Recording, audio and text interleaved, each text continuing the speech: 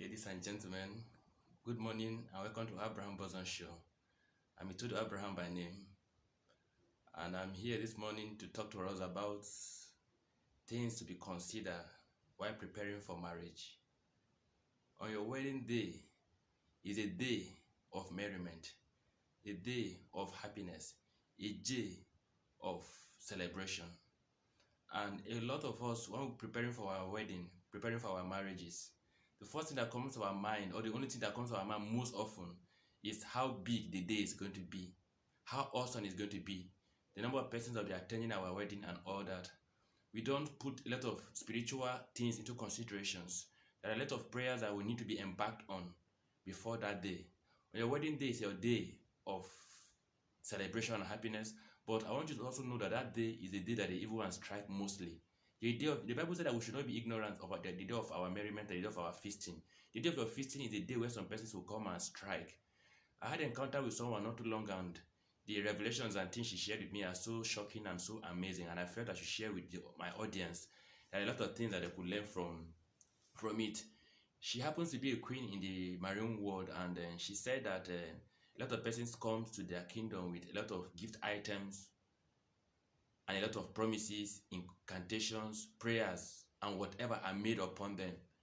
And once those things are made upon them and they take those gifts from their coven and present to you on your wedding day, immediately those things are brought to your home, they begin to act and begin to manipulate.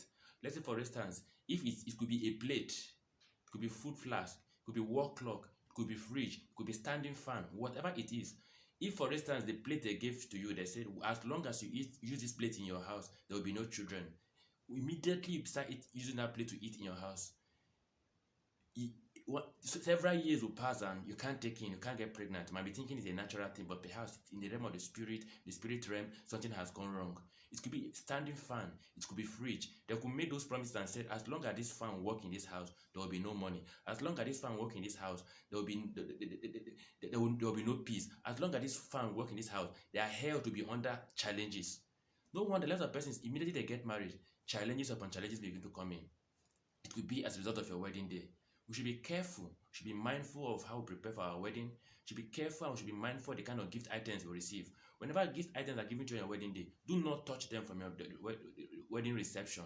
When money is being sprayed, don't allow the money to touch your body from the wedding receptions. Those gift items your chief bridesmaid and friends around can take care of those gift items. From then, don't take them to your house straight. Proceed to your pastor's house, or your pastor should pray upon them there. Your priest should pray upon them there, and make some prayers of disconnection from whatever link those gifts came with before bringing them to your house. Perhaps you are here today and your marriage is already in shambles because of your wedding gift, because of the things that has transpired on your day of happiness. It's not too late. Your eyes have been opened and has been and the secret has been revealed. Go into prayers and talk to God about it. That whatever it is that have gone wrong on your wedding day, whatever it is that evil have done on your wedding day, that God should avert it. God should reverse it. Don't be too carried away on your wedding day with merriment, with happiness, and physical preparation without embarking on spiritual preparations. Spiritual preparations are paramount. They are very vital. They are very, very important. So that as you continue in your preparations, as you continue in your marriage, that God will be there. His presence will be made manifest, that the evil one will not have his way. The evil will not have authority. The evil will not have standing over you. But once those gift items are there and they're speaking against you, whatever you do, you might not get answers. Whatever you do, you might not get results. Whatever you do, you might not see the face of God because something evil has gone wrong.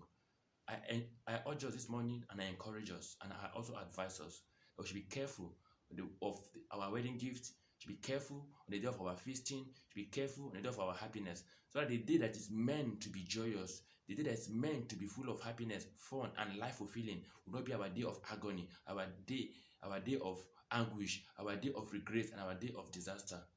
I pray and I ask that God will help us as we prepare for our wedding, that the evil one will not get at us. As we prepare in any kind of celebrations, any kind of merriment, the devil will know that avenue, that opportunity to strike. Be careful of your wedding day. Be careful of your wedding gifts. Be careful of the money sprayed upon you. Don't be carried away by the multitude. Don't be carried away by the number of persons that came. Some persons came there just to see if the wedding will actually hold or not, because they have wished you bad luck long before now, but you never know. I pray and I ask that God help us in the name of Jesus. Keep watching Abraham Bosom. Subscribe, share with your friends, and hook up to us on our Facebook page, the Singles and Married Group. Bye bye.